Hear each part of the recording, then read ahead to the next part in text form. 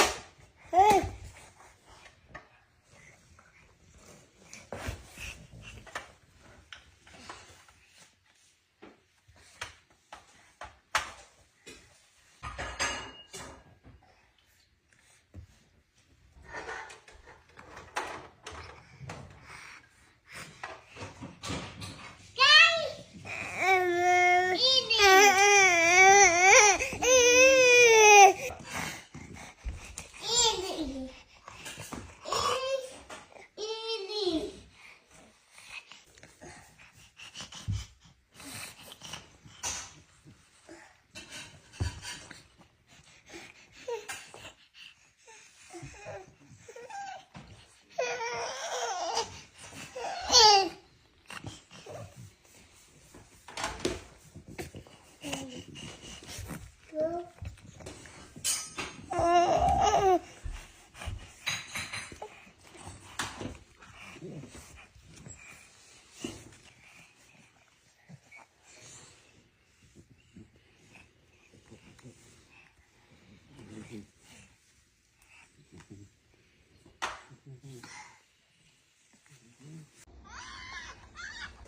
Well, hello everyone. We are here in the garden doing our last picking of okra. If you can believe it, frost is on the way.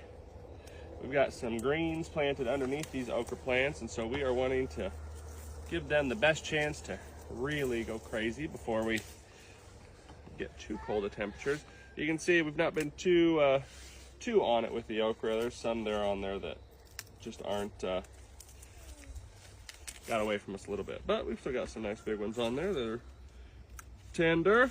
You can see how tall this okra got. Dr. Miller earlier in the year was all worried that the okra was too short in producing.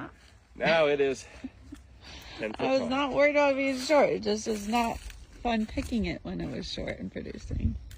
I kept missing it. I do like this variety. It was short in producing, and now it's tall in producing, which no complaints from me. It is easier when it's shorter, actually, to pick it than when it's super tall. What I'm doing, after I get these plants picked, I come through.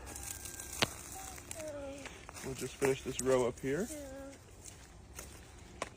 The one thing about later in the year okra, which is somewhat nice, it definitely slows down production, which is not the nice part. Yay! The fire on me there. But it slows down production, which isn't great, but it also doesn't ripen near as quickly. So something like this okra here, which has probably been ready to harvest for maybe 3 days now.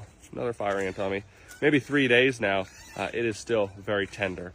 It's just cooling down. The night temps are very cool now, and so it's not speeding up the seed. So if you try to pull these plants out, you're going to pull half your soil out with it. You're going to rip up a bunch of roots. This time of year, yeah, some of these plants may end up reshooting, but it's late enough in the year that it'll just die once it's done. We've tried doing this with This is as thick as a baseball bat here, basically. I mean, you're talking about, and when we pull it up, we can find a little bit of good okra there too. But yeah, you're definitely going to want to use something like a pair of loppers and we are going to toss these. If you have a good chipper, chipping them works great. We're going to toss them on the compost pile. They'll get turned and stomped on, and actually we might put them in the barn and let the animals kind of mulch them up there for us. But this is the last of the okra. It is tall. It has been productive. We've eaten a ton of okra, and we're going to have more for the freezer and going to be able to eat it throughout the winter. Like I said, maybe not as much as we wanted, but yeah, this has been good. This was just okra beds. Then in the fall, maybe a month and a half ago, I strode in some green seeds. It's late enough in the year that if I were to try to grow greens now, I wouldn't be getting them until the springtime or really, really late winter. So being able to get them established is nice. But yeah, there's our okra. Here's my okra. There's my okra buddy. Have you helped pick some okra this year? Yeah? Have you? You have. Have you? You've helped pick a lot of okra with Mommy, haven't you? Mm-hmm. Are you tired of picking okra this year? I'm tired of fire ants. The okra I love. It's the fire ants. Fire ants have been bad this year.